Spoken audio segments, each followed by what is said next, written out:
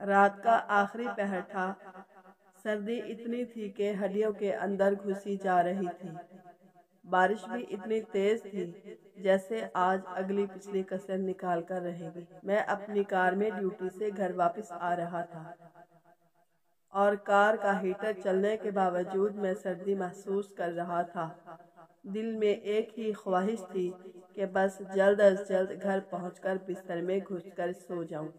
مجھے اس وقت کمبل اور بستر ہی سب سے بڑی نعمت لگ رہے تھے۔ سڑکیں بالکل سنسان تھیں، حتیٰ کہ کوئی جانور بھی نظر نہیں آ رہا تھا۔ لوگ اس سرد موسم میں اپنے گرم بستروں میں سوئے ہوئے تھے۔ جیسے ہی میں نے کار اپنی گلی میں موڑی تو مجھے کار کی روشنی میں بھیگتی بارش میں ایک سایہ نظر آیا۔ اس نے بارش سے بچنے کے لیے سر پر پلاسٹک کے تھیلے جیسا کچھ اوڑھا ہوا تھا اور وہ گلی میں کھڑے پانی سے بچتا بچاتا آہستہ آہستہ چل رہا تھا۔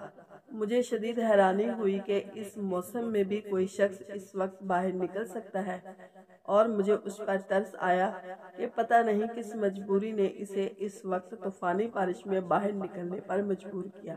میں نے گاڑی اس کے قریب جا کر روکی اور شیشہ نیچے کر کے اس سے پوچھا، بھائی صاحب آپ کہاں جا رہے ہیں؟ آئیے میں آپ کو چھوڑ دیتا ہوں۔ اس نے میری طرف دیکھ کر کہا، شکریہ بھائی جان، بس میں یہاں قریب ہی تو جا رہا ہوں، اس لیے پیدل ہی چلا جاؤں گا۔ میں نے تجسس بھرے لہجے میں پوچھا، اس وقت آپ کہاں جا رہے ہیں؟ اس نے جواب دیا، مسجد۔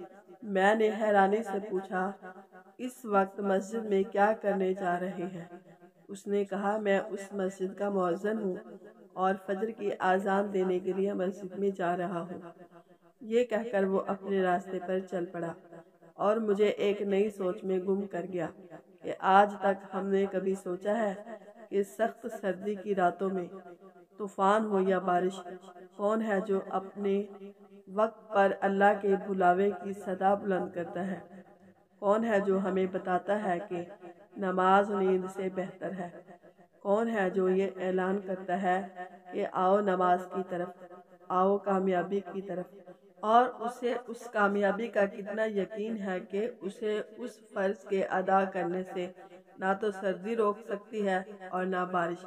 جب ساری دنیا اپنے گرم بستر میں نیند کے مزے لے رہی ہوتی ہے، وہ اپنے فرض کو ادا کرنے کے لیے اٹھ جاتا ہے۔ تب مجھے علم ہوا کہ یقیناً ایسے ہی لوگ ہیں جن کی وجہ سے اللہ تعالی ہم پر مہربان ہے، اور انہی لوگوں کی برکت سے دنیا کا نظام چل رہا ہے۔ میرا دل چاہا کہ نیچے اتر کر اسے سلام کروں، لیکن وہ جا چکا تھا۔ تھوڑی دیر بعد جیسے ہی فضا میں اللہ اکبر کی صدا گونجی، میرے قدم بھی مسجد کی جانب اٹھ گئے۔ آج مجھے سردی میں مسجد کی طرف چلنا گرم بستر اور نیند سے بھی زیادہ اچھا لگ رہا تھا۔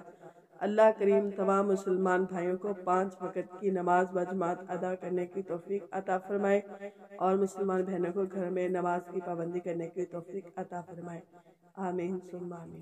اگر ویڈیو اچھی لگے تو اسے لائک اور شیئر کریں اور کمنٹ باکس میں اپنی رائے کا اظہار ضرور فرمائیں، اور ہاں، ماہی 786 یوٹیوب چینل کو سبسکرائب کرنا نہ بھولیں۔ اللہ حافظ۔